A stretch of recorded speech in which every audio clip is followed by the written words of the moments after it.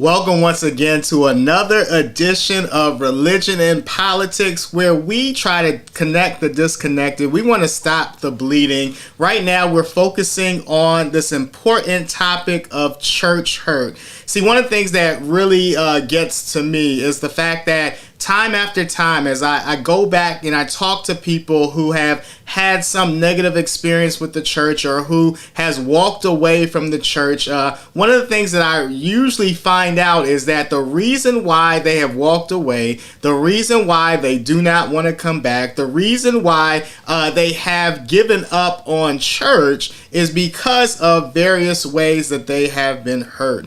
And so tonight we have a special presentation for you, as we're going to be talking about church hurt, but we're going to talk about specifically the topic of gaslighting. And see, gaslighting is a very important topic because we have seen this in the church. We've seen it when different things happen. And so we're going to talk a little bit more about that. But I have a special guest with us today. And so this guest, he is he's a Bears fan. He just told me right before the show. I know, pray for him because they're not doing much this year. But he is one of my good friends. His name is Robert Harris. He is a licensed professional counselor, and he is joining us on the show today. How you doing today, Robert? You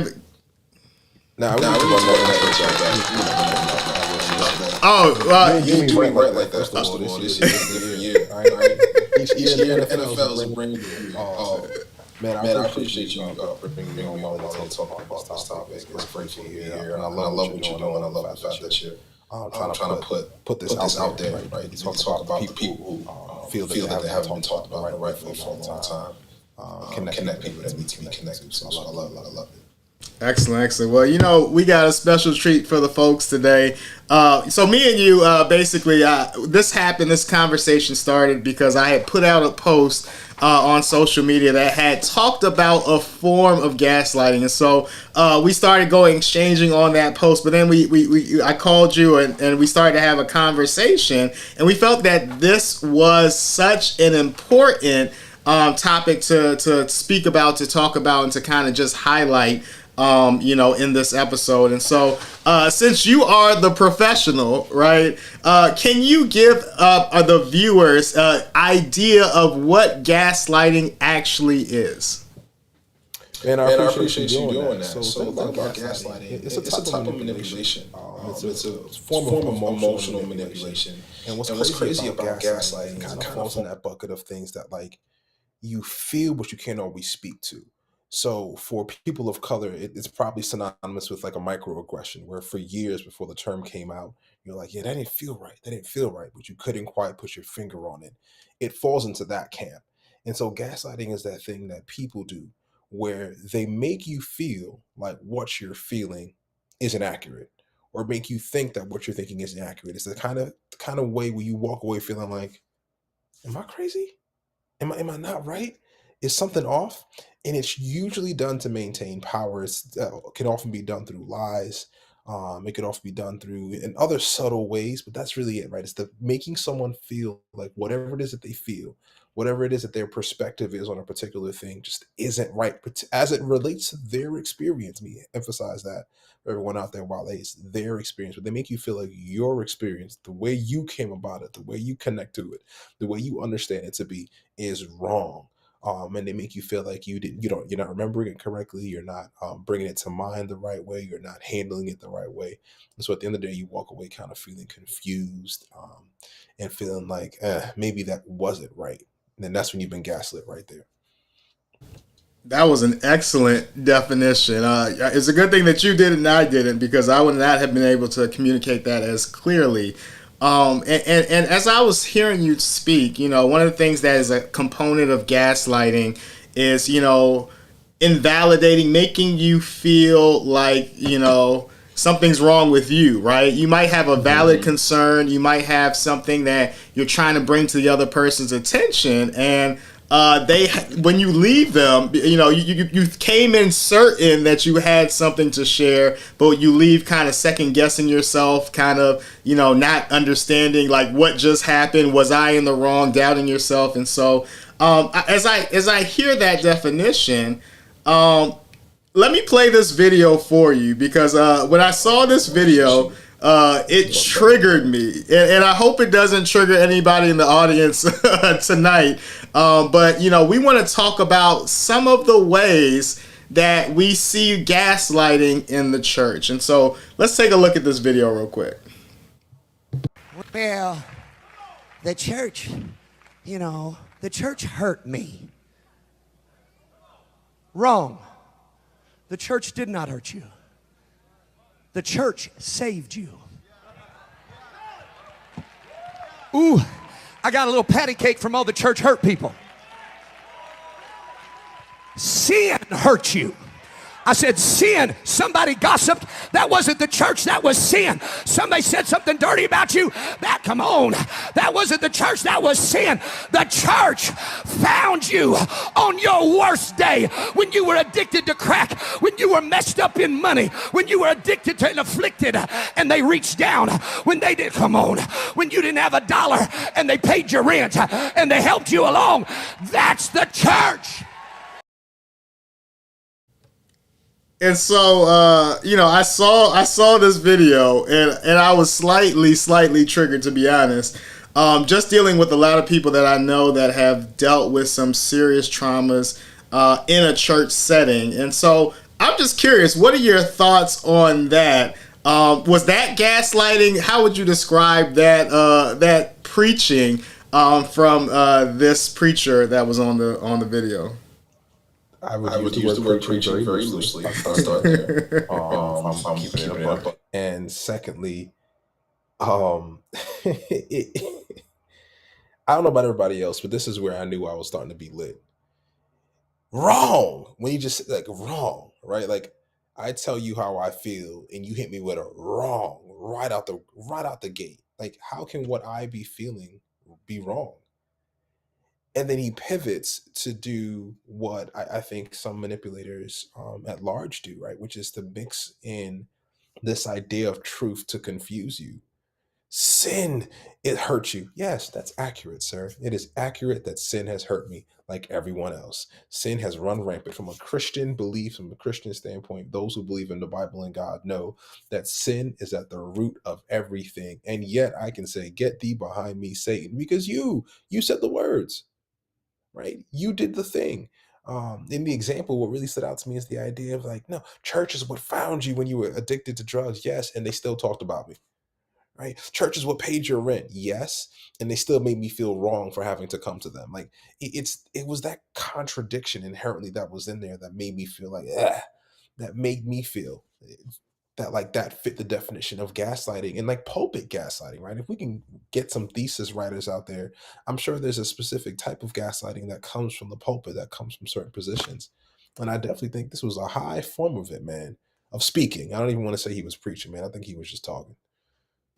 Yeah, and the reason why that's so harmful, in my opinion, is because, like you said, he's telling somebody what they're feeling is wrong, right?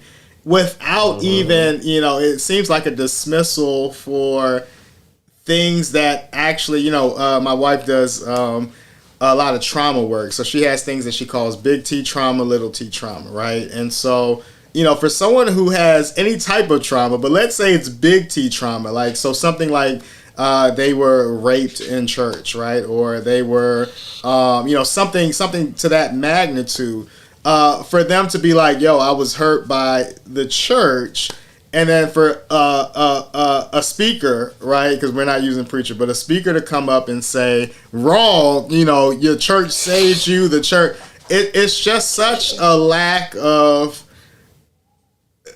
awareness, right, on what's going on. And so when somebody now hears that, it's like, and I read a study a long time ago where it was talking about racism, but it says, the trauma of experiencing racism is not as great as the trauma of trying to validate your experience to somebody else, right? That where you're trying to go talk to the person and tell them that this is what you experienced, and they shoot it down and they're like, no, that's not what happened. That trauma is actually more damaging than the original act of racism itself. And so, as people go through traumas, it's like, they need to be heard. They need to have their experience validated, and they need somebody to just give a listening ear. So, what are your thoughts on that? When you said one, shout out to your wife for working with the population and those with trauma, because that is very hard, a hard field to work in. And so, as you talk about the big T, just the idea of like revisiting your story. And I'm going to be honest, I think for men, for example, this is something that's hard because our story is often acknowledged regardless of how right it is. So populations that are more marginalized than Black men, let me start there. Like, so Black men, yeah, we receive some level of victimization, but we receive it by white men. We're still above the Black woman.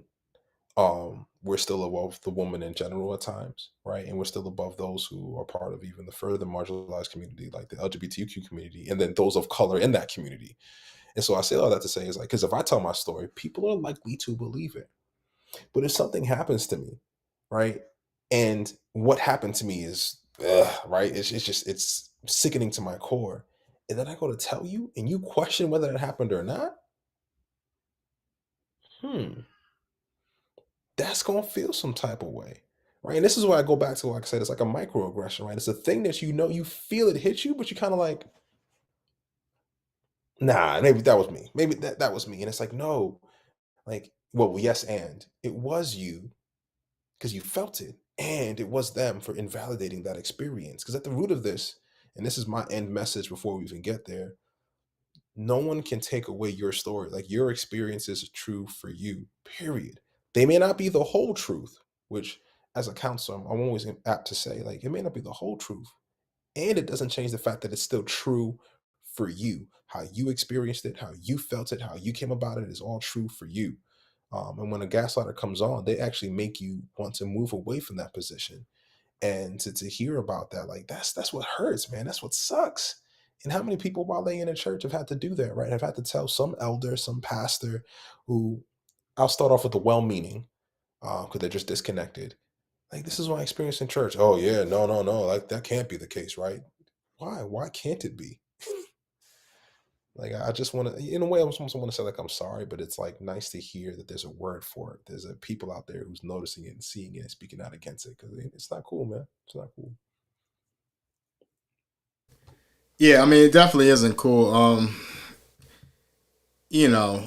One of the things that, and that's the thing, sometimes as I look at how we operate, in the church, I have many questions, right? There's a scripture that says, you need to be slow to anger, slow to speak, and quick to listen, right? There's, plenty of scriptures that back up, and even, just seeing how Jesus dealt with people, right? He let them tell their story. He listened. He was intimately involved in what they were saying. He wasn't dismissive of people that were in need or people that needed help, right? And so as I look at some of the ways that we operate sometimes with our own people, right? People that are coming with their hurt, people that are coming with their pain, like you said, it's true to them, and so those feelings are real, right? And so even just in that aspect, I think we lack compassion and empathy, right? Because I think some people think that compassion and empathy should only go towards somebody if you 100% agree with everything they're saying. And it's like, no, compassion and empathy has nothing to do with truth. Compassion and empathy is that you see the person that's in front of you and that you're saying, I'm extending this compassion, this empathy, this grace because you are a creation of God and you're valuable. And so, so as soon as somebody feels that you actually are interested in what they have to say, a lot of times that opens up further dialogue that you can have with them.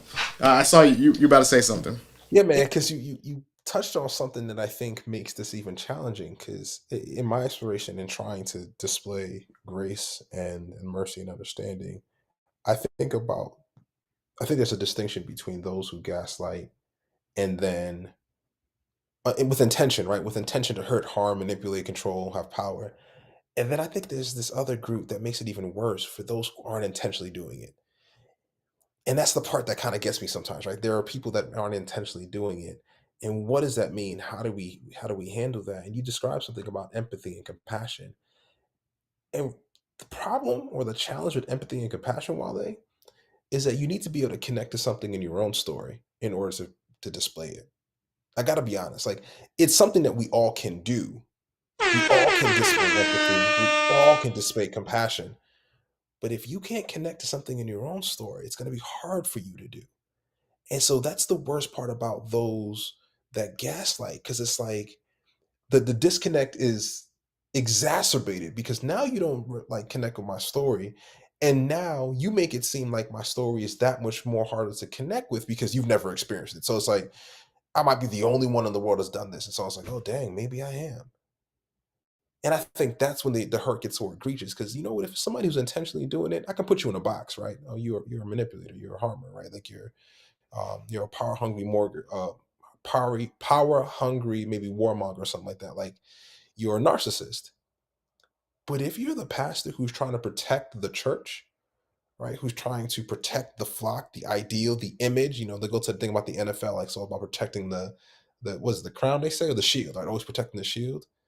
Like when you're hurting me because you're doing that and you actually think you're trying to do me a favor, that's when it hurts even more. But I try to be empathetic if like, but you can't do it because you can't even connect to the place in your story. And you actually you don't even see that there's a place within your own story to connect with. This was wild about that.